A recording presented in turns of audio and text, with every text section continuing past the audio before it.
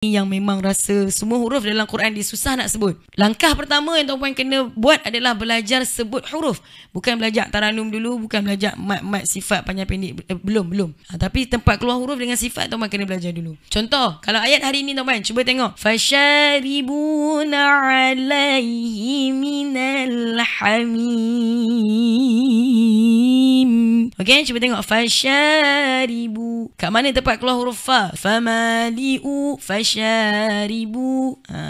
Senang, perkataan ini senang. InsyaAllah tak susah lah. Okay, tapi yang mencabar sikit perkataan huruf Ain dengan huruf Ha. Soalan saya, kat mana tempat keluar huruf Ain dengan Ha? Tuan-puan kena tahu tau. Kalau dalam surah Al-Fatihah, huruf inilah huruf yang memang ramai sangat yang kantoi. Alhamdu dengan Al-Alamin. So nak habaknya tuan-puan, kalau dalam surah Al-Fatihah, daripada perkataan asal dia Alhamdu, dengar saya baca Alhamdulillahi Rabbil Alamin.